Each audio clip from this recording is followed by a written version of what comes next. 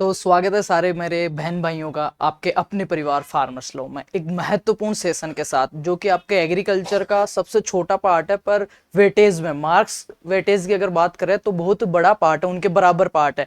Horticulture और agronomy के बराबर पार्ट है। तो सबसे पहले मैं शारदा को वंदन करते हैं और बिना टाइम खराब किए आपकी क्लास स्टार्ट करते हैं। तो जैसा कि आपको स्क्रीन पे दिख रहा होगा, एनिमल हस्बेंड्री, पशुपालन विज्ञान, इसके आपका जिसमें भी एग्रीकल्चर आप 11th-12th हो, ठीक है, या आप सीयूईटी की कर रहे हो, या आप जेट की कर रहे हो, आईसीआर की कर रहे हो, या फिर कृषि पर्यवेक्षक एग्रीकल्चर सुपरवाइजर की कर रहे हो, या बीएससी एग्रीकल्चर के अंदर जिन सेमेस्टर्स के अंदर एनिमल हस्बेंड्री का सिलेबस मेंशन है, उन सब के लिए सफिशिएंट रहेगा, क्योंकि इतना अच्छा कंटेंट तैयार किया है।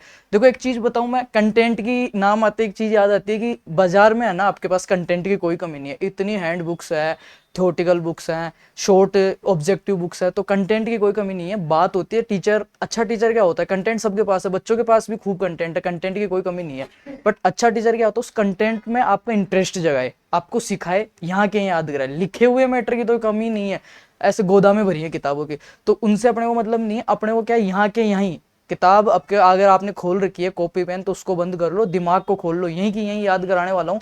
और इस सेशन के बाद में, एनिमल हस्बेंड्री के इस सेशन के बाद में, आप कोई सा भी क्वेश्चन पेपर सोल्व कर लेना, आपके प्रैक्टिस वाला कर लेना या प्रीवियस ईयर का कर लेना, आपको क्वेश्चन हूबहू मिलने वाले हैं यहाँ से, और यहीं के यहीं याद होने वाले हैं। ठीक है, तो ये सभी के लिए 11th-12th CUT, jet, ICR, BHU है ना, और आपके बीएससी एग्रीकल्चर में जो सेमेस्टर में मेंशन किया हुआ है एनिमल हस्बेंड्री, उनके लिए, या फिर कृषि पर्यवेक्षक जो आप कर रहे हो उनके लिए, अभी पशुचर की आ रही है उनमें कुछ ऐड है उनके लिए, सभी के लिए वो सफिशिएंट और बेस्ट मैटर होने वाला है। तो स्टार्ट करते हैं अपन, इसमें क्या क्या देखेंगे पूरा जीरो से।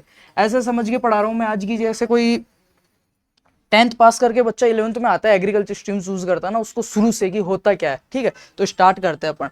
पशुपालन, देखो एनिमल हस्बेंड्री, एनिमल यानी होता है पशु। अब पशु ये तो नहीं अपने को पशु पालना है, ठीक है, क्या करना है अपने को, पशु पालना है। एनिमल हस्बेंड्री का मतलब ये होता है कि पशु पालन। एक चीज मेरे को आप बताओ कि अपन पालन जो करते हैं उसके अंदर क्या क्या अपन अधिकतम मैक्सिमम क्या क्या चीजें पढ़ सकते हैं भाई। क्या चीजें पालन में, पालन अगर मैं किसी पशु का या किसी जीव का, ठीक है, पालन कर रहा हूँ, उसको मैं रख रहा हूँ, तो उसके लिए मेरे को क्या क्या पता होना चाहिए उसके बारे में, उसको खिलाना पिलाना। ठीक है, पालन में सबसे पहली चीज आती है, मैंने उसका आहार, उसको कितना खिला रहा पिला रहा हूँ, ठीक है, उसको जगह कितनी चाहिए, उसका आवास, ठीक है, उसके रोग, उसको क्या क्या मैं औषधियां दे सकता हूँ, वो उसकी व्यवस्थाएं, ये जितना सारा कुछ आ रहा है उसको रखना। उसके जन्म से लेके उस जीव को मैं पाल रहा हूँ, किसी जीव को, सपोज दैट अपन प्रैक्टिकली समझते हैं, अपने माता पिता अपने को पाल रहे हैं, तो अपने जन्म से लेके एंड तक की जो सारी प्रक्रियाएं हैं वो कौन अफोर्ड करता है, अपनी फैमिली अफोर्ड करती है, क्योंकि वो अपने को पाल रही है। तो वो जितने भी क्रियाएं आने वाली है ना एक पशु के लिए, वो सारी एनिमल हस्बेंड्री में पढ़ते हैं अपन। तो डेफिनेशन तो मेरे को लगता है सबको आ गई होगी कि एक पशु को अपने लाभ के लिए, अब पशु ये तो है नहीं कि कोई सा भी पशु है उसको पाल लिया, जो डोमेस्टिक एनिमल्स होते हैं, पालतू जो होते हैं, जिनसे मनुष्य को किसी न किसी वे में लाभ प्राप्त होता है, चाहे से, अब लाभ कैसे प्राप्त होएगा अपने को, पशु से अपन क्या उद्देश्य है पशु पालने के, अगर बात करें खाने के लिए या खाद्य पदार्थों में, तो अपने को इससे दूध प्राप्त होता है। ठीक है, दूध से फिर क्या बनेगा, दही, है ना, पनीर, घीस, जो भी आपका दही, सारी चीज हो गई। और दूसरे वे में बात करें अगर औद्योगिक या वैसे, तो इससे अपने को प्राप्त होता है चमड़ा, मांस, अंडे, ये चीजें प्राप्त होती। तो अपन उसको ऐसे फ्री में नहीं पाल रहे हैं, अपने लाभ के लिए अपन पशु को पाल रहे हैं। तो एनिमल हस्बेंड्री की परिभाषा अपन ये कह सकते हैं कि किसी पशु को अपने आवश्यकताओं की पूर्ति के लिए या अपने लाभ के लिए व्यवस्थित रूप से उसको खाना देना, उसकी व्यवस्था करके, उसके आवास की सारी चीज करके पालना ही एनिमल हस्बेंड्री या पशुपालन विज्ञान कहलाता है। तो ये तो बात होगी एनिमल हस्बेंड्री की। अब आगे बात करते हैं अपन इसमें। सबसे पहले अपन पढ़ेंगे इसके जो कुछ वो है ना, टर्मिनोलॉजी जिसको बोलते हैं, बेसिक चीजें पढ़ेंगे, जो शब्द आपको बार बार हर जगह यूज होने वाले हैं। लिखने की कोई जरूरत नहीं है, लिखा हुआ मैटर कम नहीं है आपके पास, मेरे को पता बहुत मैटर पड़ा हुआ लिखा हुआ, तो लिखने की जरूरत नहीं है, दिमाग में फील्ड करना है डायरेक्ट अपने को चीजों को। तो सबसे पहले इसकी परिभाषा की बात करें तो केयर एंड मैनेजमेंट, क्या, care and management of domestic animals, के इंग्लिश में बात करें शॉर्ट में कि care, care and management,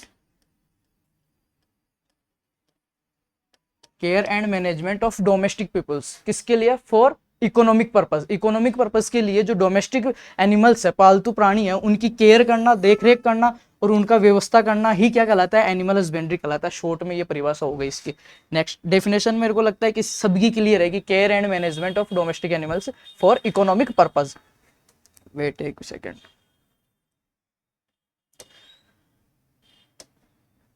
next बात करते हैं इसमें शब्दावली की अपन बात करते हैं तो सबसे पहले इसमें आएगा, एक बार डेफिनेशन दोबारा से मैं बता देता हूं कि यह एग्रीकल्चर की वह शाखा है जिसमें पशुओं को रखने, पालने, इनके प्रजनन संबंधी, इनके रोग, इनकी जो भी व्यवस्था है उनसे संबंधित सारा कुछ वैज्ञानिक तरीके से अध्ययन करते हैं, उसको एनिमल हस्बेंड्री कहते हैं। अब बात करते हैं इनके शब्दावली की। सॉरी,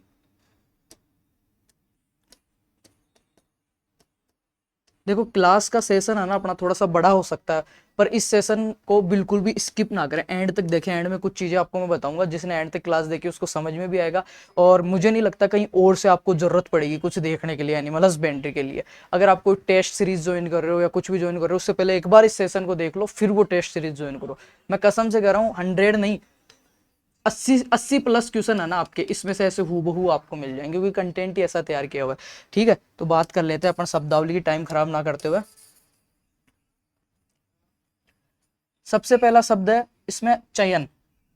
क्या आएगा, चयन या सिलेक्शन। शब्द से पता चलेगा आपको, चयन या सिलेक्शन। सिलेक्शन, चयन या सिलेक्शन किसे कहते हैं। अब मैं लिखूंगा नहीं, आपको समझाऊंगा। चयन क्या होता है, किसी को चूज करना, उठाना, अपने लिए रखना। तो पशु के पशु के बारे में पढ़ रहे हैं, तो पशुओं के किसी अवांछनीय झुंड में से कोई झुंड है, ये कोई झुंड है बहुत बड़ा, इसमें से अपने को अपनी आवश्यकताओं की पूर्ति के लिए, अपनी इच्छा अनुसार जो अपने को अच्छा लग रहा है उस पशु को अपने बाहर निकलवा लिया, ठीक है इसको मैं खरीदूंगा, तो ये क्या हो गया, चयन हो गया। समूह में से किसी पशु को इच्छित गुण वाले जो मेरे को चाहिए वो सारे गुण उसमें मैंने उसको चूज कर लिया, तो वो क्या हो गया, चयन हो गया। तो चयन किसको बोलते हैं, कि पशुओं के किसी समूह में से अपने इच्छित गुण वाले पशुओं को चयन करना या बाहर निकालना क्या कहलाता है, सिलेक्शन या चयन। अब इसका उल्टा होता है वर्ण, सॉरी इसी का है चरण, वयन या सिलेक्शन। ठीक है, दूसरा होता है कलिंग या निकृष्टन। कलिंग या निकृष्टन जिसको बोलते हैं, निकृष्टन। अब इसका हिंदी रूप देखना, निकृष्टन बाहर करना उसको, मतलब कोई समूह है, ठीक है, इसमें से अवांछनीय गुण वाले पशु को बाहर करना। बाहर क्यों करेंगे, या तो अपने को इकोनॉमिक लाभ नहीं दे रहा है, या वो अच्छा दूध नहीं दे रहा है, या उसके कुछ रोग हो गए, तो झुंड में से पशु को बाहर करना तो क्या कहलाएगा, कलिंग या निकृष्टन। क्या कहलाएगा, कलिंग और निकृष्टन। और चूज करना, किसी झुंड में से एक को उठा रहे हैं, भाई सारों को तो अपन उठा नहीं सकते, किसको उठाएंगे, जो सब में से बेस्ट होगा। अब वो बेस्ट कोई से भी गुण में हो सकता है, आगे पढ़ते जाएंगे धीरे धीरे सारी चीजें क्लियर होती जाएगी। तो बेस्ट वो अपने इकोनॉमिक पर्पज से भी हो सकता है, दूध के गुण वाला से भी हो सकता है, शारीरिक क्षमता से भी हो सकता है, प्रजनन क्षमता से भी हो सकता है, तो उसको उठाना तो कहलाता है सिलेक्शन या चयन। और अपने जो चूज किए हुए पशु है अपने बाड़े में, उनमें से अगर अपने किसी पशु को बाहर कर रहे हैं, उसके पीछे कुछ भी रीजन हो सकता है कि उसके रोग हो गया, या वो अपने को अब उत्पादन नहीं दे रहा है, या और कुछ उसमें दिक्कत आ रही है, ठीक है, उसमें कुछ अलग से कमी हो गई है, तो उसको अपन बाहर कर रहे हैं, उसको कहते हैं कलिंग या निकृष्टन। तो आई थिंक ये दोनों शब्द आपके क्लियर हो गए होंगे कि चयन किसको कहते हैं, चयन या सिलेक्शन। अपने इच्छित गुण वाले पशु को चूज करना तो क्या कहलाता है, चयन, सिलेक्शन या वर्ण। और उसको बाहर करना, अवांछनीय पशु को बाहर करना क्या कहलाता है, निकृष्टन या कलिंग। नेक्स्ट जो अपना शब्द है वो है ग्रूमिंग। क्या है, ग्रूमिंग। ग्रूमिंग, इसको हिंदी में बोलते हैं खरहरा। खरहरा, ये क्या होता है, पशुओं को है ना ब्रश की सहायता से अच्छे से धोना, नहलाना और उनकी मालिश करना, ग्रूमिंग कहलाती है। इन तीनों शब्द कोई सा भी आ सकता है आपको ग्रूमिंग या खरहरा के अंदर, कि पशुओं को नहलाना, ब्रश करना, उनकी त्वचा को साफ करना। इसके क्या उद्देश्य हो सकते हैं, ग्रूमिंग क्यों करते हैं, एक तो जो चिचड़े वगैरह है, गंदगी है, उनसे मुक्त करने के लिए, उसका बॉडी से जो रक्त है, ब्लड प्रेशर है, ये ब्लड सर्कुलेशन है, उसको ठीक करने के लिए, चिचड़े वगैरह है उनको हटाने के लिए, उसको स्वस्थ रखने के लिए और आराम देने के लिए, सफाई करने के लिए। तो ग्रूमिंग या खुरहरा किसको बोलते हैं, पशुओं को ब्रश की सहायता से नहलाना, उनको साफ करना, उनके गंदगी को हटाना, ग्रूमिंग या खुरहरा कहलाता है। नेक्स्ट जो अपना शब्द है, पशु के बालों व त्वचा को ब्रश से साफ करना, नहलाना। इसका उद्देश्य क्या होता है, रक्त संचार को बढ़ाना, प्लस जो कीट या चिचड़े जो जू जो है उनको हटाना ही ग्रूमिंग या खरहरा कहलाता है। नेक्स्ट, इसको हटा देते हैं। नेक्स्ट जो आपके वर्ड है इसके अंदर वह डिसबडिंग। डिसबडिंग, अब इसमें दो टर्म आती है, एक तो डिसबडिंग और एक डीहॉर्निंग। डीहॉर्निंग, डिसबडिंग और डीहॉर्निंग। डिसबडिंग क्या कहलाता है? इसको बोलते हैं सींगों को दबाना, ठीक है। क्या होता है? कम उम्र के अंदर, इसकी उम्र कितनी होती है वो बताऊं, कम उम्र के अंदर छोटे जो सींग कलिका है ना उनको अपन दबा देते हैं, उसको बोलते हैं डिसबडिंग। और डिसहॉर्निंग क्या होता है? सींगों को काटना, कि पशु बड़ा हो गया, उसके बाद में जो कर रहे हैं वो आएगा आपके डिसहॉर्निंग के अंदर आएगा। तो डिसबडिंग में आता है पशु के सींगों को दबाना या हटाना, ठीक है। फिर आता है डीवर्मिंग। ये एक जैसे शब्द, इनमें कंफ्यूज नहीं होना है। डीवर्मिंग, डीवर्मिंग क्या होता है? पशुओं या पक्षियों के जो पेट के अंदर आंत जो होती है उसमें जो कीड़े होते हैं ना उनसे मुक्त करना या कर्मियों से मुक्त करना डीवर्मिंग कहलाता है। जैसे अपने अपने नॉर्मली सब रूरल बैकग्राउंड से अगर अपन प्रॉपर बात करें, प्रैक्टिकली बात करें, तो अपने कोई भी भैंस वगैरह है वो ब्याती है, छोटा बच्चा होता है, उसके बछड़ा वगैरह जो होता है, काल्फ होता है, उसको कुछ दिन बाद अपन मेडिकल से लाके एक दवाई पिलाते हैं सीसी, कि पेट के कीड़े मर जाएंगे, उससे वो चारा अच्छा खाने लग जाता है। ये शुरुआत में अगर वो छींकी नहीं बांधते तो माटी वाटी खा लेता है, उसकी वजह से पेट में कीड़े हो जाते हैं, जो कर्मी हो जाते हैं ना हाथ में, उनको मारना क्या कहलाता है? डीवर्मिंग कहलाता है। और डिसबडिंग और डीहॉर्निंग किससे संबंधित है? सींग काटने से और सींग दबाने से, सींगों से संबंधित है। अब इसमें विधियां क्या है, कैसे करते हैं, वो आगे पढ़ेंगे। अभी अपन क्या कर रहे हैं, ओनली शब्दावली जो है उसको क्लियर कर रहे हैं, क्योंकि ये शब्द बार बार आगे आने वाले हैं और इनमें से सीधा क्वेश्चन भी आ जाता है। ऐसे आता है वो चयन वाला, डिसबडिंग, डीहॉर्निंग, ठीक है, डीवर्मिंग, और एक और शब्द दे दिया आगे, वो दे दिया आपको, फिर इसमें मैच करना पड़ता है वो वाला। तो वैसे सीधा क्वेश्चन भी आ जाता है। अभी अपन बात करें तो आई थिंक क्लियर होगा कि डिसबडिंग और डीहॉर्निंग सींगों को दबाना या काटना कहलाता है, और डीवर्मिंग पशुओं की पेट या आंत को कर्मियों से मुक्त करना डीवर्मिंग कहलाता है। नेक्स्ट बात करते हैं इसमें डीबिकिंग, मुर्गियों में चोंच काटने की क्रिया। अब ये एक जैसे शब्द सारे, इसलिए मैं हटा नहीं रहा हूं इनको। डीबिकिंग, डीबिकिंग किसे कहते हैं? मुर्गियों में चोंच काटने की क्रिया, मुर्गियों में चोंच काटने की क्रिया। अब मुर्गियों में चोंच क्यों काटते हैं? जो दाने देने की जो प्लेट है, जो बर्तन है ना, उसमें से ठीक से वो दाने उठा सके। इसकी उम्र क्या होती है? 25 से 30 दिन, 25 से 30 दिन या एक माह। एक माह की जो मुर्गियां होती है, सीधा क्वेश्चन आता है कि डीबिकिंग संबंधित है, डीबिकिंग संबंधित है मुर्गियों से। और डीबिकिंग की बेस्ट एज क्या होती है? जन्म के एक माह तक, या एक माह वाली जन्म के, ठीक है। और डीबिकिंग में क्या करते हैं? चोंच, अब ऊपर और नीचे ऐसे चोंच होती है, ठीक है, ये हो गई। तो ऊपर की चोंच काटते हैं 1/4 भाग, और नीचे की चोंच काटते हैं 1/8 भाग। कितनी काटते हैं? 1/4 भाग। डीबिकिंग किसको कहते हैं? मुर्गियों में चोंच काटने की क्रिया डीबिकिंग कहलाती है। इसकी उम्र 25 से 30 दिन या एक माह होती है। ऊपरी चोंच का 1/4 भाग काटते हैं और नीचे की चोंच का 1/8 भाग काटते हैं। तो ये एक जैसे शब्द देख लेना चार, डिसबडिंग और डीहॉर्निंग, ये दोनों है सींग काटने और सींग दबाने से संबंधित है। फिर इसके बाद में है डीवर्मिंग, पशुओं को उनकी आंत व पेट से कर्मियों से मुक्त करना डीवर्मिंग कहलाता है। और डीबिकिंग, मुर्गियों में चोंच काटने की क्रिया डीबिकिंग कहलाती है। डीबिकिंग की जो एज है 25 से 30 दिन या एक माह होती है। और ऊपर और नीचे की चोंच, ऊपर की जो चोंच है उसको 1/4 भाग काटते हैं, नीचे की जो चोंच है उसको 1/8 भाग काटा जाता है। और इसका उद्देश्य क्या है, क्यों काटा जाता है? एक तो मुर्गियां एक दूसरे को चोंच मार के घायल कर देती है, जिसको बोलते हैं कैनाबोलिज्म, कैनाबोलिज्म, ये भी बता देते हैं यही, कैनाबोलिज्म। और ये कैनाबोलिज्म क्या होता है? मुर्गियों का एक दूसरे को चोंच मारकर घायल कर देना कैनाबोलिज्म कहलाता है। और ये किसकी कमी से होता है? NaCl, NaCl की कमी से होता है। कैनाबोलिज्म NaCl की कमी से होता है। और इससे बचने के लिए, या मुर्गियों को सही से दाना आना उठाने में दिक्कत नहीं आए बाउल से, तो उसके लिए मुर्गियों में चोंच काटते हैं। उस क्रिया को डीबिकिंग बोलते हैं। उसकी बेस्ट जो एज होती है जन्म के एक माह तक होती है। ऊपर की चोंच को 1/4 भाग काटते हैं, नीचे की चोंच का 1/8 भाग काटते हैं। नेक्स्ट बात करते हैं अपन, इनको हटा देते हैं एक बार। ये शब्द क्लियर हो गए होंगे, आगे और भी है ऐसे 30 से 35 शब्द है। फिर अपन जो टर्मिनोलॉजी है इसकी जो पार्ट्स हैं, जैसे पशुओं के सींग काटना हो गया है, कैनाबोलिज्म हो गया, और जो प्रॉपर चीजें हैं ना उनके बारे में बात करेंगे। एक बार ये शब्द आपके पूरे हो जाए उसके बाद फिर आता है डॉकिंग। एक जैसे शब्द आ रहे हैं डे पे, डॉकिंग। डॉकिंग क्या होता है? भेड़ में पूंछ काटने की क्रिया। डॉकिंग क्या होती है? भेड़ में पूंछ काटने की क्रिया। भेड़ में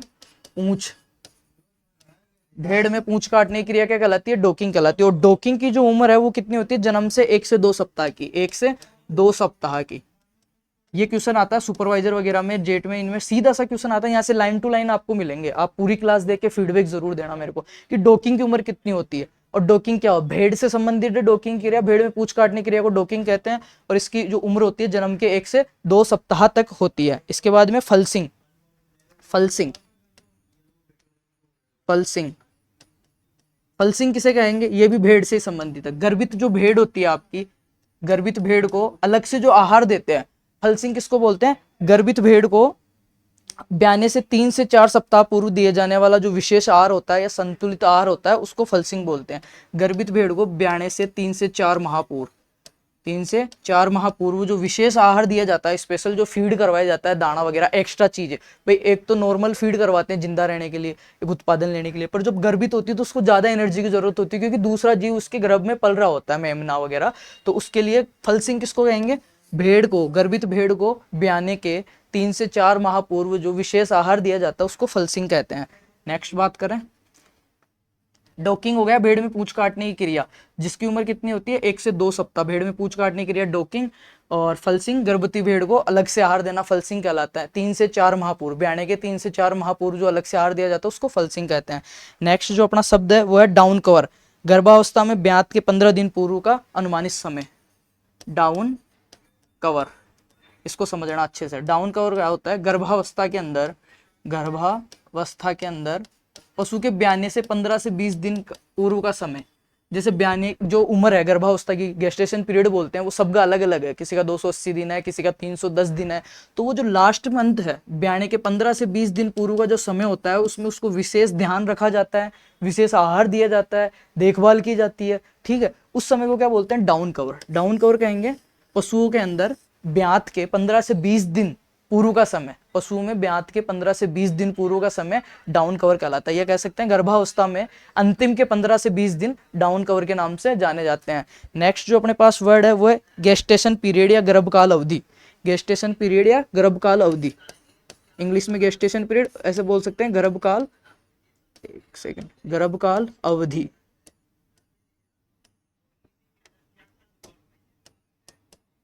अवधि, गर्भकाल अवधि या गेस्टेशन पीरियड। गेस्टेशन पीरियड ये सब में अलग अलग होता है, अभी बताऊंगा मैं, एक सारणी के द्वारा आपको सारी चीजों का याद करवाऊंगा कि कौन सी का कितना होता है, कौन से पशु का कितना गर्भकाल होता है, इसमें से सीधा सा क्वेश्चन आता है। ये कोई हार्ड सब्जेक्ट नहीं है, एनिमल हस्बेंड्री एलपीएम बहुत ईजी सब्जेक्ट है आपके, और बराबर वेटेज रखता है, ये ध्यान रखना, जितने क्वेश्चन उनसे आते हैं और सबसे कम समय में पूरा होने वाला है। अपन 4 सेशन लेंगे, इसके चारों सेशन में कंप्लीट करवाऊंगा, और कोई सा भी पेपर, कोई सी भी वैकेंसी का आप दोगे ना, लगभग पूरी गारंटी में नहीं ले रहा है, 85% पर अपन गारंटी लेते हैं कि इसी में से आपको हूबहू लाइनें मिल जाएगी। बस शर्त एक ही है, आपको शुरू से एंड तक कॉन्सेंट्रेट होकर पूरा ध्यान लगा के आपको देखना, लिखना इकड़ा नहीं है, लिखे हुए मैटर की कमी है ही नहीं वैसे ही दुनिया के पास। तो गर्भकाल अवधि या गेस्टेशन पीरियड किसको बोलते हैं, सक्सेसफुल प्रेगनेंसी से लेके बच्चे के जन्म तक की अवधि, जिस दिन से सक्सेसफुल प्रेगनेंसी, जिस गर्भ ठहरता है पशु का, उस दिन से लेके जो जन्म है, बच्चा का प्रसव है, जो डिलीवरी होती है, उसके बीच की जो अवधि है ना, उसको क्या बोलते हैं, गेस्टेशन पीरियड या गर्भकाल अवधि बोलते हैं। जैसे एग्जांपल अगर बात करें तो अपने गाय होती है, गाय की 280 से 285 दिन होती है, गाय की गर्भकाल अवधि कितनी होती है, 280 से 285 दिन। भैंस की बात करें 305 से 310 दिन होती है, तो सबकी अलग अलग होती है। भेड़ की बात करें 151 दिन हो गई। तो ये जो अवधि है, ये कौन सी अवधि है ये पता है आपको, ये सक्सेसफुल प्रेगनेंसी, मैटिंग जिस दिन हुई थी भैंस की, जो समकाल जिसको बोलते हैं, उस दिन से लेके सक्सेसफुल प्रेगनेंसी से लेके डिलीवरी या प्रसव, बच्चा पैदा होता है, उस दिन तक का बीच का जो काल है उसको बोलते हैं गेस्टेशन पीरियड या गर्भकाल अवधि बोला जाता है। डाउन कवर मैंने बता ही दिया कि ब्याने के अंतिम के जो 15 से 20 दिन है पशु के, उनको डाउन कवर कहा जाता है। नेक्स्ट बात करें, इसके बाद है steaming up. Steaming up, stimming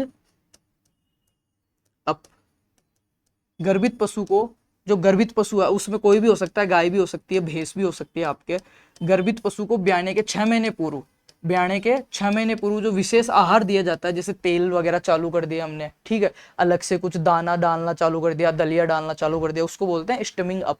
किसको बोलते हैं स्टिमिंग अप, कि गर्भित पशु को ब्याने के 6 सप्ताह पूर्व, गर्भित पशु को ब्याने के 6 सप्ताह पूर्व दिया जाने वाला अतिरिक्त आहार क्या कहलाता है, स्टिमिंग अप। नेक्स्ट है अपना प्यूबर्टी या यौन आरंभ।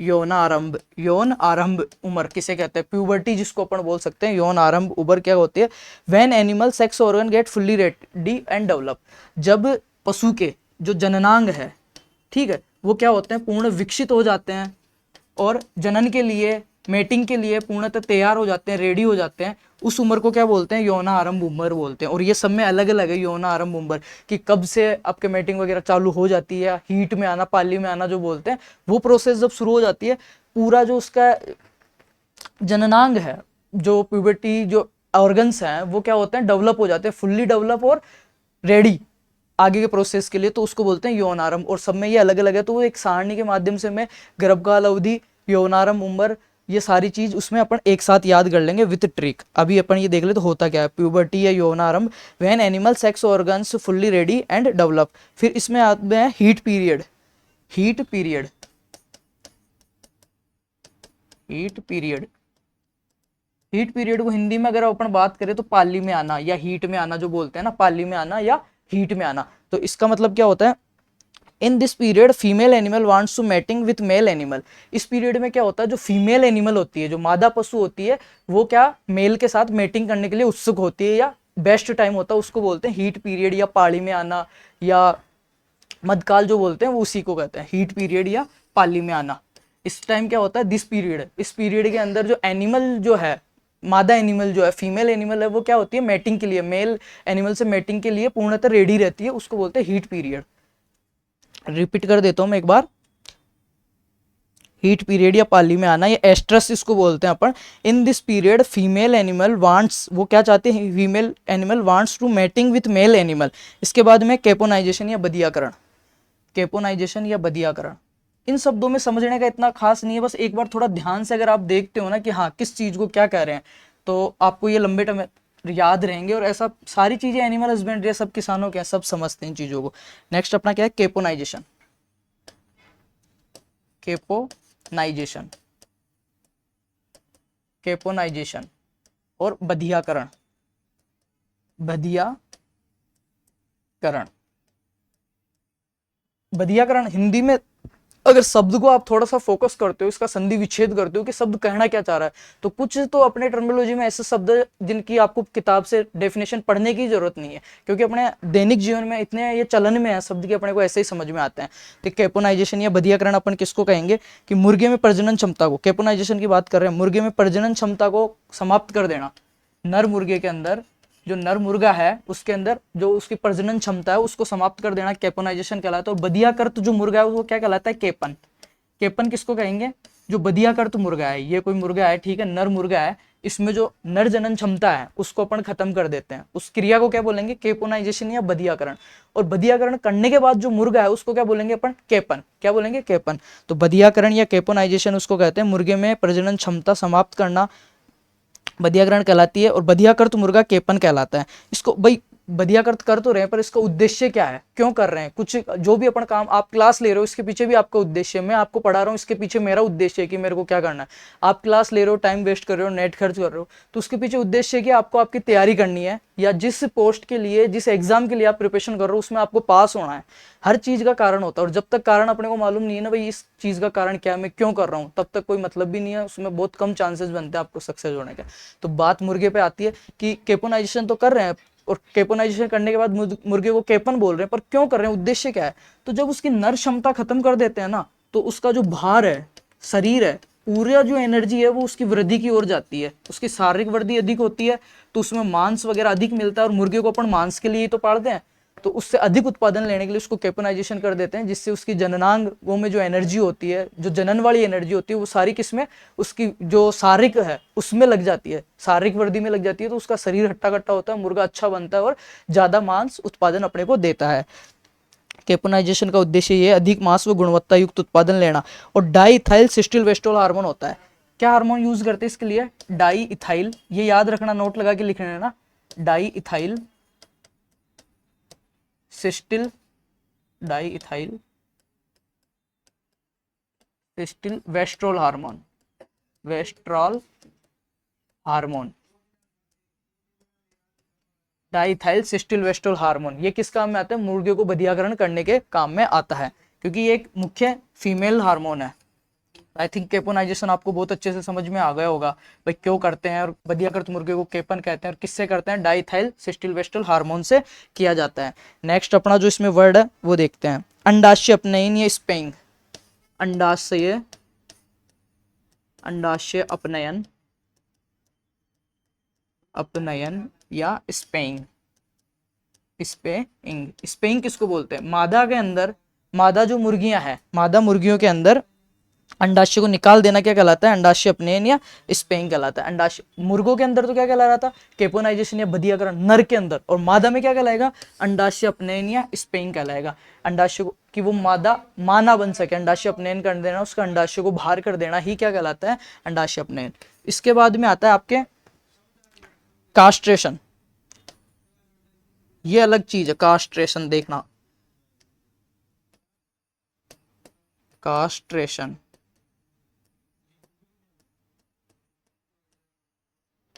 कास्ट्रेशन, कास्ट्रेशन किसको बोलते हैं? भेड़ व बकरियों में नर के वर्षणों को, भेड़ व बकरियों के अंदर नर के वर्षणों को क्या करते हैं? क्षतिग्रस्त कर देते हैं। अब उसकी कास्ट्रेशन करने की, बधियाकरण करने की, केपोनाइजेशन करने की अलग अलग विधियां वो आगे पढ़ेंगे। यहाँ पे सिर्फ अपन टर्मिनोलॉजी पढ़ रहे हैं, शब्द के बारे में अपने को ज्ञान होना चाहिए, और चीजें अपन आगे पढ़ेंगे। तो कास्ट्रेशन क्या होता है? भेड़ व बकरियों के अंदर जो नर होता है, नर पशु होता है भेड़ व बकरियों में, उसके वर्षण जो होते हैं उनको नष्ट कर देते हैं। वही बात आ रही है कि वो जो जननांग होते हैं उसके नर के, उनको नष्ट करना या समाप्त करना कास्ट्रेशन कहलाता है। और कास्ट्रेशन जो करते हैं उसके लिए सबसे बेस्ट जो टाइम होता है वो होता है शीत ऋतु, क्योंकि उस टाइम शीत ऋतु इन्फेक्शन वगैरह ये ऐसे चीजें नहीं रहती। शीत ऋतु में रिकवरी बहुत जल्दी हो जाती है सेल्स की, ज्यादा उसको दिक्कत नहीं होती है। कास्ट्रेशन बोलते हैं भेड़ व बकरियों में नर के वर्षणों को क्षतिग्रस्त करना या उनको समाप्त करना, बधियाकरण या कास्ट्रेशन कहलाता है। इसका सही समय जो है वो सर्दियों में, और किस यंत्र के द्वारा करते हैं? बर्डीजो कास्ट्रेटर, बर्डीजो कास्ट्रेटर, बर्डीजो कास्ट्रेटर, कास्ट्रेटर। अब देखो इसमें लिखाने को तो थ्योरेटिकल बहुत चीजें मैं लिखा सकता हूँ, बहुत लंबी क्लास हो जाएगी, पर लिखी हुई चीजों की कोई कमी नहीं है। अपन वही चीजें पढ़ रहे हैं जो डायरेक्ट पेपर में आती है और आएगी, ठीक है।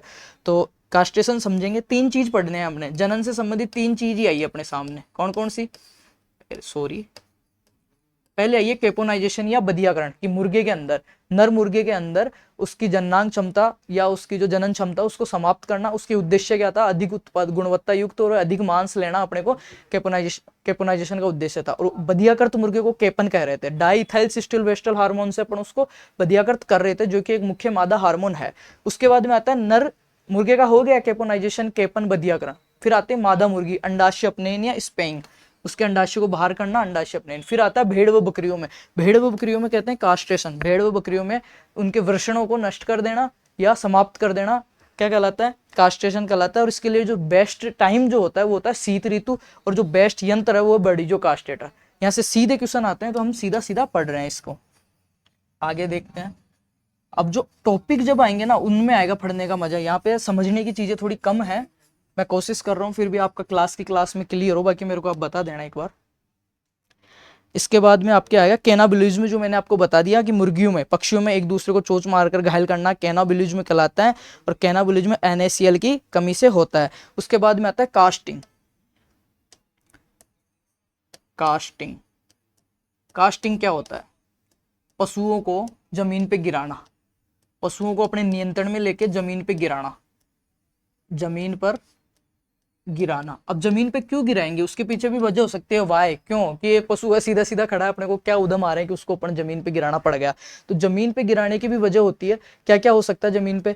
अपने को कुछ उसके इंजेक्शन देना है, ठीक है, या कोई दवाई अपने को लगानी है, सींग अपने को काटने हैं, खुर अपने को काटने हैं, तो उन चीजों के लिए तो उसकी भी अलग अलग विधियां होती है। कास्टेशन, कास्टिंग किसको बोलते हैं? पशुओं को जमीन पे गिराना कास्टिंग कहलाता है।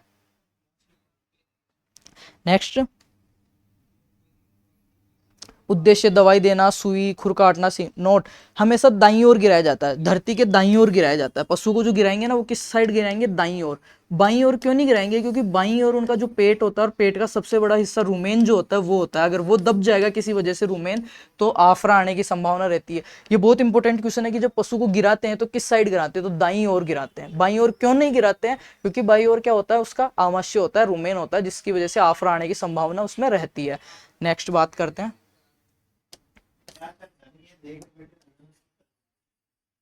कास्टिंग, पशुओं को जमीन पे गिराना कास्टिंग कहलाता है। और पशु को हमेशा दाईं ओर गिराया जाता है, क्योंकि बाईं ओर क्या पाया जाता है? आमाशय पाया जाता है उनका, तो उससे दिक्कत रहती है, किसकी? आफरा आने की दिक्कत रहती है। नेक्स्ट इसमें जो है अपना शब्द टीजर बुल नस, अब दो चीज आएंगे, एक तो टीजर बुल आएगा और एक बुल्लक आएगा, दोनों को समझना इनमें, जैसे भी वो कास्टेशन था ना उसकी तरह है। टीजर बुल याद सबको होगा किसको कहते हैं, पर समझना रीजन क्या है पीछे। टीजर बुल और एक आएगा बुल्लक, बुल्लक, बुल्लक, दोनों में चीज एक ही है, बस थोड़ा सा डिफरेंट है समझाने का और देखने का।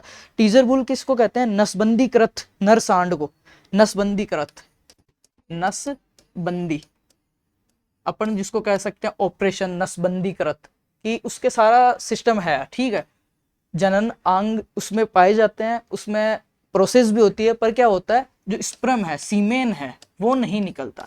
तो जो टीजर बुल है उसकी क्या करते हैं, जो स्पर्म नलिका है उसको कुछ क्षतिग्रस्त कर देते हैं अपन।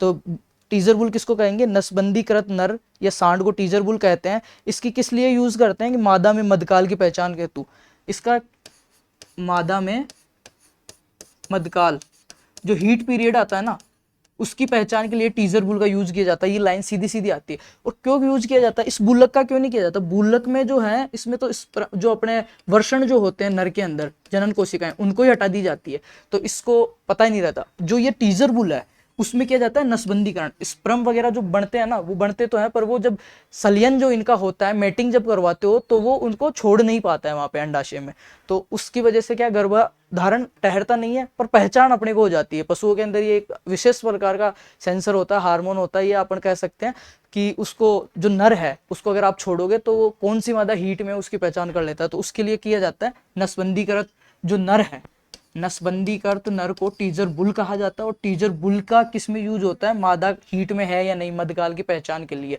नेक्स्ट बुल्लक जो होता है, बुल्लक में सिस्टम ही हटा दिया जाता है, ठीक है ऐसा। और बुल्लक क्यों बनाते हैं, इसके उद्देश्य क्या है, अगर अपने को जो बेल है, बेल को बोलते हैं बुल्लक, जिसका नर जननांग तंत्र है उसको नष्ट कर दिया जाता है पूरा, उसको बोलते हैं बुल्लक। और बुल्लक क्यों बोलते हैं और बुल्लक क्यों बनाते हैं, अगर अपन खेती में काम ले रहे हैं, बोझा ढोने के लिए काम ले रहे हैं, तो उसका जो जो पावर थी, ठीक है, ऊर्जा थी, वो जननांगों की जगह सारी किस में लगती है, शारीरिक ग्रोथ में लगती है, तो अट्ठा कट्टा शरीर अच्छा बनता है उसका, तो वो ज्यादा काम में आता है, ज्यादा लोड में चलता है, इसलिए बुल्लक। तो आई थिंक समझ में आया होगा ये चीजें। नेक्स्ट जो अपना है डम्ड पेल, इनको हटा देता हूं मैं, 3-4 शब्द और बचे हैं, फिर अपन प्रॉपर क्लास स्टार्ट करेंगे। जो पढ़ना चाहिए ना अपने को, ये चीजें जिनकी क्लियर है, इनमें से सीधे सीधे शब्द उठ के आते हैं, तो ये भी याद रखना जरूरी है। पशुपालन विज्ञान पढ़ रहे हैं तो कितना पढ़ सकते हैं मैक्सिमम, वो सारा अपन पढ़ेंगे, जो चीज जरूरी है वो ही पढ़ेंगे। डम्ड पेल, डम्ड पेल किसको बोलते हैं, जो अपना दूध निकालने की बाल्टी आती है सकरे मुंह की ऐसे, या दूध वाला नहीं टाक के ले जाता बरनिया बड़ी वाली, इस टाइप की होती है वो, यहाँ पे ढक्कन होता है, इसको बोलते हैं डम्ड पेल। संकरे मुंह की दूध निकालने का जो बाल्टी होती है उसको डम्ड पेल बोलते हैं। और ये क्यों यूज करते हैं कि कारणवश, अगर कारणवश पशु लात या किसी वजह से अगर ये गुड़ जाती है या लेट जाती है, तो इससे क्या हो, अपना कम दूध बिखरे, ठीक है, कम दूध बिखरे, पूरा एक साथ नहीं फैले, इसके लिए डम्ड पेल होती है, दूध निकालने की बाल्टी को डम्ड पेल बोलते हैं। अब दो टर्म है, विनिंग और सकलिंग, और बहुत ज्यादा समझने की चीज है यहाँ पे पूरी एनिमल हस्बेंड्री में। सबसे जो जहां पे अगर ऐसे समझो अच्छे से अच्छा आदमी कंफ्यूज हो सकता है वो चीज, विनिंग और सकलिंग दो चीज आती है, विनिंग और सकलिंग, विनिंग और सकलिंग दो चीज है, इनको समझना। विनिंग क्या होता है, बछड़े को मां से दूर रखकर पालना, और सकलिंग क्या होता है, बछड़े को मां के साथ रखकर। विनिंग क्या होगा, बछड़े, अब इसके बारे में देखना, इसमें लॉजिक क्या है, क्यों इसको कहते हैं और क्यों किया। बछड़े को मां से दूर रखकर, मां से दूर रखकर, रखकर पालना क्या कहलाता है, विनिंग। और सकलिंग किसे कहते हैं, माँ प्लस बछड़ा, जैसे अपने सामान्य अपने गाँव में होता है ना, माँ प्लस बछड़ा साथ साथ साथ साथ पालना क्या कहलाता है, सकलिंग कहलाता है। इसको याद ऐसे रखना, सकलिंग, सकलिंग मतलब साथ साथ, सकलिंग साथ साथ, टर्म आती है ये सीधी सीधी, माँ और बछड़े को साथ साथ पालना। और विनिंग, विनिंग का मतलब है जीतना, विनिंग का मतलब क्या होता है, जीतना, कि हम जीत गए, क्या हुआ, बछड़े और माँ को अलग अलग कर दिया, हम जीत गए, वो हार गए, विनिंग, उन दोनों को अलग अलग। विनिंग की जरूरत क्या पड़ती है, उद्देश्य क्या है विनिंग का, स्वच्छ दूध उत्पादन के लिए। भाई बछड़ा साथ रहेगा, वो दूध चूखेगा, सारा चीज होगी, तो उसमें आपके जो कर्मी है, कीटाणु है, जीवाणु है, उनका लगने का डर रहता है। और प्रॉपर अगर 100% शुद्ध दूध उत्पादन नहीं होता है, तो शुद्ध विनिंग का उद्देश्य पूछा जाता है कई बार कि विनिंग का उद्देश्य क्या है, तो स्वच्छ दूध उत्पादन के लिए विनिंग की क्रिया अपनाई जाती है। विनिंग की क्रिया के अंतर्गत बछड़े व माँ को दूर दूर रखकर पाला जाता है। जन्म के कुछ समय बाद बछड़े को अलग बाड़े में रख देते हैं और माँ को अलग बाड़े में रख देते हैं, और प्रॉपर दूध उत्पादन के लिए ही ये क्रिया की जाती है, स्वच्छ दूध उत्पादन। जबकि सकलिंग जो अपने नॉर्मल अपने गाँव में है कि ब्यात हो गया, बच्चा पैदा हो गया और माँ और बछड़ा दोनों साथ रहते हैं, पहले बछड़े को थोड़ी देर अपन दूध पिला दिया, फिर दूध निकालते हैं, जिसको अपन पावसना, let down, milk let down बोलते हैं, पावसना बोलते हैं, उसके लिए यूज करते हैं। पर इसमें ये चीज नहीं होती है, तो वो टर्म समझा रहा हूँ मैं यहाँ पे, मिल्क लेट डाउन वाली। ये आ गया हुआ समझ में, सकलिंग साथ साथ, किसको, माँ और बछड़े को साथ साथ पालते हैं। और विनिंग में क्या होता है, बछड़े और माँ को अलग अलग रख के पालते हैं, और इसका उद्देश्य क्या है, स्वच्छ दूध उत्पादन है। नेक्स्ट अपनी जो टर्म ये है वो यही रहेगी, इसको हटा देते हैं। नेक्स्ट आपकी जो टर्म है, मिल्क लेट डाउन और मिल्क शेरेशन, दो चीज होते हैं। एक तो होते हैं मिल्क, मिल्क LET है यहाँ पे, लेट डाउन, दूध का उतरना, इसको बोल सकते हैं अपन, क्या बोल सकते हैं, दूध का उतरना, उतरना। और दूसरी जो अपने पास टर्म है, दूसरी जो टर्म है मिल्क लेट डाउन, इसके अलावा मिल्क शेरेशन या दूध स्त्रावण, मिल्क शेरेशन, इसको हिंदी में बोल सकते हैं दुग्ध स्त्रावण। इसमें अंतर समझना, दुग्ध स्त्रावण या दूध का अपन इसको बनना भी बोलते हैं। शेरेशन वही तो होता है, किसी चीज का शेरेशन हो रहा है, बन रहा है, दूध का बनना, मिल्क लेट डाउन दूध का उतरना। ये दो, इसको अपन देसी भाषा में बात करें तो अपन बोल सकते हैं पावसना। जो राजस्थान वाले जो है वो समझ सकते हैं पावसना किसको बोलते हैं, ठीक है, पावसना क्या होता है और दूध का बनना। अब इसमें चीज समझना, मिल्क लेट डाउन किसको कहेंगे अपन, ऑक्सीटोसिन हार्मोन जिम्मेदार इसके लिए कि दूध तो बन गया है ऑलरेडी, ठीक है, पशु का जो अयन है, जो गादी है, थन है, ये अयन है, इसमें दूध तो बन गया है ऊपर जहां दूध बनना था, ठीक है। पावसना किसको कहेंगे, उतरने को, लेट डाउन के लिए, उसको नीचे आना, जो दूध निकालने की जो क्रिया है, दुग्ध दोहन की जो क्रिया है, उससे पहले की जो प्रोसेस है कि दूध नीचे आ गया, अयन में आ गया, उस चीज को बोलते हैं दूध का उतरना या मिल्क लेट डाउन, जिसके लिए ऑक्सीटोसिन हार्मोन जिम्मेदार होता है। कौन सा हार्मोन का पूछते हैं मेनली इसमें, ऑक्सीटोसिन। अब एक चीज बताना, किसी किसी भैंस या आपने गाय देखी होगी, भैंस में मेनली अगर उसका बच्चा मर जाता है ब्यात के बाद तो वो दूध नहीं देती है। ऐसी बात थोड़ी है कि उसमें दूध बन नहीं रहा, दूध तो बन रहा होता है, मिल्क का शेरेशन तो हो रहा होता है, लेट डाउन नहीं हो पाता है। लेट डाउन के लिए कौन सा हार्मोन जिम्मेदार है, ऑक्सीटोसिन हार्मोन, ये याद रहेगा, भूलना नहीं है। लेट डाउन या दूध का उतरना या पावसना, ऑक्सीटोसिन हार्मोन। तो मैं समझा रहा था कि कोई भैंस है, उसका बच्चा अगर किसी कारणवश मर जाता है, तो कुछ भैंसें ऐसे होती है जो दूध नहीं देती है, तो उनमें दूध तो बन रहा होता है पर वो अयन में नहीं आता, वो पास नहीं जाने देती, दूध निकालने नहीं देती, दूध उतरता नहीं है उनका। तो उसके लिए अपन एक सुई लगाते हैं, जो अभी तो बैन कर रखे हैं, सुई जो लगाते हैं, इंजेक्शन उनका देते हैं दूध निकालने के 30 मिनट पहले, 15 मिनट पहले। तो उसमें जो हार्मोन होता है ना, वो ऑक्सीटोसिन हार्मोन होता है, और वो किसको प्रेरित करता है, दूध को उतरने को, मिल्क लेट डाउन को, ना कि दूध को बनने को। दूध बनना तो अलग प्रोसेस है, मिल्क शेरेशन जो है, दूध स्त्रावण, वो तो अलग प्रोसेस है, और उसके लिए होता है प्रोलैक्टिन हार्मोन। कौन सा होता है, प्रोलैक्टिन। ये दो हार्मोन है, इनमें बहुत कंफ्यूजन रहता है, याद रखना, यहाँ से क्वेश्चन आता भी है और गलत भी होता है लोगों का, ये प्लस पॉइंट याद रखना। मिल्क शेरेशन या दूध का बढ़ना या दूध स्त्रावण, उसके लिए जिम्मेदार है प्रोलैक्टिन हार्मोन। कौन सा जिम्मेदार है, प्रोलैक्टिन।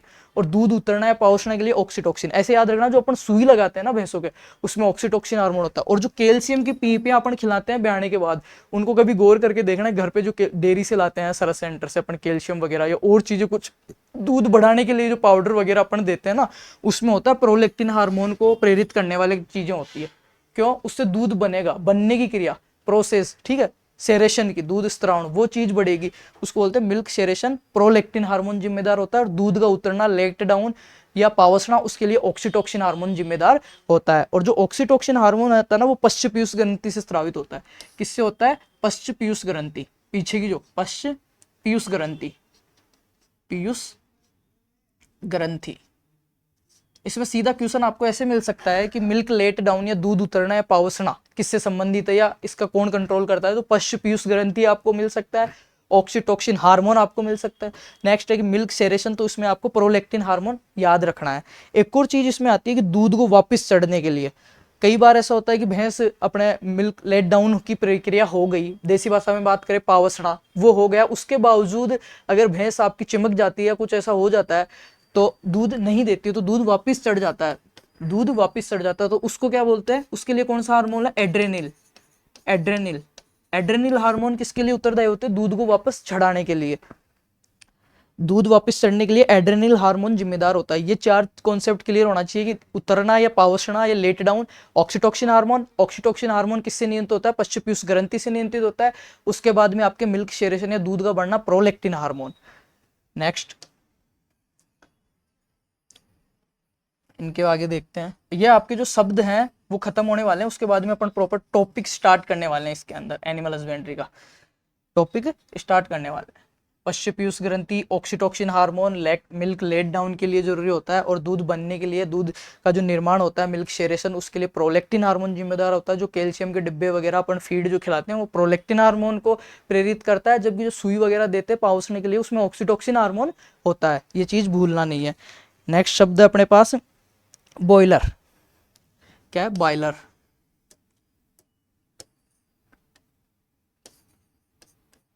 बॉयलर, बॉयलर बोल सकते हो, बॉयलर। एक बार मैं शब्द लिख देता हूं, फिर आपको सारे एक साथ समझा दूंगा। Layers, layers, boiler, layers. Grower management, grower management, management, grower management. और इसके अलावा कौन से शब्द बच रहे हैं अपने पास, ब्रूडिंग और रियरिंग और ग्रोविंग भी इसी को बोलते हैं। ठीक है, पहले ये देख लेते हैं एक बार। बॉयलर क्या होता है, मांस उत्पादन हेतु, मांस उत्पादन हेतु पाली जाने वाली जो मुर्गियां होती हैं उनको बॉयलर बोलते हैं। क्या बोलते हैं, बॉयलर्स। मांस उत्पादन हेतु, मांस उत्पादन हेतु जो मुर्गियां पाली जाती है उनको बॉयलर्स बोलते हैं। एक होता है ब्रूडी हैन। क्या होता है, ब्रूडी हैन, जो मुर्गियां बूढ़ी हो जाती है, मतलब 72 सप्ताह कुछ की होती है। ब्रूडी हैन किसको बोलते हैं, जो मुर्गियां बूढ़ी हो जाती है, उत्पादन के लिए नहीं रहती है, अंडे अंडा देना बंद कर देती है, उनको क्या बोलते हैं, ब्रूडी हैन बोलते हैं। और जो केवल मांस के लिए पाली जाती है, मार के खाने के लिए, उसको बोलते हैं बॉयलर। फिर उसके बाद में आता है लेयर्स। क्या आता है, लेयर्स किसको बोलेंगे, अंडे हेतु पाले जाने वाली मुर्गियां, अंडे के लिए जो मुर्गियां पाली जाती है उनको बोलते हैं लेयर्स। केवल उनका उद्देश्य अंडे देना होता है, उन मुर्गियों को लेयर्स बोलेंगे। मांस के लिए बॉयलर्स अपन कह सकते हैं। ग्रोअर मैनेजमेंट, चूजों को 8 सप्ताह की आयु तक, चूजों को 8 सप्ताह की आयु से लेके, जो चूजे हैं छोटे बच्चे उनको 8 सप्ताह की आयु से लेके उनके एंड तक, उत्पादन स्तर तक उनको पालना जो होता है वो ग्रोअर मैनेजमेंट कहलाता है, उनका पूरा मैनेजमेंट। और चूजा क्या कहलाता है, ग्रोअर, ग्रोवर्स है ना, और उनको मैनेजमेंट करना ग्रोअर मैनेजमेंट हो गया। और इसके अलावा जो शब्द बच रहे हैं, सेकंड लास्ट आपका बच रहा है ब्रूडिंग। 1 दिन से 4 सप्ताह तक के चूजे को पालना, 1 दिन से लेके 4 सप्ताह तक का जो चूजा है उसको पालना ब्रूडिंग कहलाता है। और चूजा ब्रूडर, पालने वाला ब्रूडर, ब्रूडिंग याद रहेगा, ब्रूडिंग, ब्रूडिंग या ब्रूडर। ग्रोविंग 8 सप्ताह से उनके उत्पादन स्तर तक हो ही गया। रियरिंग 4 सप्ताह से 8 सप्ताह तक के चूजे को पालना, 4 सप्ताह से लेके 8 सप्ताह तक के चूजे को पालना क्या कहलाता है, रियरिंग, रियरिंग। ये मुर्गी पालन से संबंधित 5 शब्द आए हैं आपके पास। बॉयलर, मांस उत्पादन के लिए पाली जाने वाली मुर्गियां बॉयलर कहलाती है। लेयर्स क्या होती है, अंडे उत्पादन के लिए पाली जाने वाली मुर्गियां लेयर्स कहलाती है। और जो मुर्गियां बूढ़ी हो जाती है, उत्पादन देना बंद कर देती है, उनको ब्रूडी हैन बोलते हैं। और ग्रोअर मैनेजमेंट या ग्रोअर किसको बोलते हैं, 8 सप्ताह से लेके, पहले सबसे पहले अपने पास इनमें आएगा ग्रोअर ने 1 दिन से 4 सप्ताह तक के चूजे को पालना, जन्म से लेके 4 सप्ताह तक का चूजा बूडर और ब्रूडिंग इसको पालना। फिर 4 सप्ताह से लेके 8 सप्ताह तक का रियर्स, और 8 सप्ताह से लेके एंड तक उसको पालना ग्रोअर या ग्रोअर मैनेजमेंट। तो ये आपकी जो एनिमल हस्बेंड्री की जो शब्दावली है वो यहाँ पे खत्म होती है पूरी। अब टॉपिक स्टार्ट करते हैं अपन। तो क्लास आई थिंक ज्यादा बड़ी हो जाएगी, तो फिर समझने में थोड़ा दिक्कत होगा, आपका लेंथ ही पड़ेगा। अब जो नेक्स्ट क्लास रहेगी, ये इसी क्लास को यहीं पे एंड करते हैं अपन, है ना। जो नेक्स्ट क्लास जो आपकी रहेगी उसमें मैं आपको क्या क्या पढ़ाने वाला हूँ, पशुओं की आयु ज्ञात करना, ठीक है, आयु, दूध निकालने की विधियां, कास्ट्रेशन या बधियाकरण की विधियां, पशुओं को गिराना, पशुओं के आमाशय के आधार पर वर्गीकरण, और आयु हो गया, गिराना हो गया, दूध निकालने की विधियां हो गई, और क्या क्या दिया हुआ इसमें, आमाशय के आधार पे वर्गीकरण, पशुओं के अंदर आवास, बछड़े की देखभाल करना, है ना, कृत्रिम गर्भाधान करना, दुग्ध दोहन की विधियां, नकलिंग सकलिंग उनके बारे में, सींग काटने की विधियों के बारे में, पशु चयन के बारे के अंदर, पशु दांतों के बारे में, पशु चयन या वर्ण किसको बोलते हैं, ठीक है, पशुओं को चिन्हित करने की विधियां। ये 10 से 12 टॉपिक है, और इनमें से आपके एनिमल हस्बेंड्री में हमेशा 8 से 10 क्वेश्चन पुटअप होते हैं। ये जो शब्द हैं उनमें से 2 से 3 क्वेश्चन होते हैं, और जो अब पढ़ेंगे उनमें से 8 से 10 होते हैं। ऐसे करके जो 2 क्लास का मैटर रहेगा ना आपके, 10 से 12 क्वेश्चन का मैटर है। इसके अलावा बचता क्या है फिर एनिमल हस्बेंड्री में, एक तो बचती है नस्लें आपके, ठीक है, मेन पोर्शन नस्लों का बचता है। नस्लों के बाद में जो दूसरी सबसे मुख्य क्लास होती है वो होती है पशु रोग व उनका प्रबंधन, पशु रोग व उनका प्रबंधन। और जो थर्ड जो क्लास रहेगी वो रहेगी अपनी दुग्ध की, डेयरी वाला जो पार्ट है ना आपका, दूध, पनीर, खोआ, ठीक है, खीस, कोलेस्ट्रम, और जो भी है आपका उसके बारे में, फेट, वसा, प्रोटीन, वो अंडा उत्पादन भी उसी में आ जाएगा। तो चार, एक क्लास तो ये हो गई अपनी। दूसरी क्लास रहेगी कल वाली, जिसमें अपन ये 10 से 12 टॉपिक पढ़ने वाले हैं। पशुओं की आयु निर्धारण कैसे करते हैं, पशुओं को चिन्हित कैसे करते हैं, कौन कौन सी विधियां हैं, पशुओं का चयन कैसे किन विधियों के द्वारा किया जाता है, कौन सी विधि को क्या किस नाम से जाना जाता है, कितने अंक रखे गए हैं, वो सारा इसके अंतर्गत आएगा। तो कल की क्लास, आज की क्लास यहीं पे समापन करता हूँ मैं। नेक्स्ट क्लास में इससे भी अच्छी क्लास होने वाली है, तो उम्मीद करता हूँ सबके समझ में आया होगा।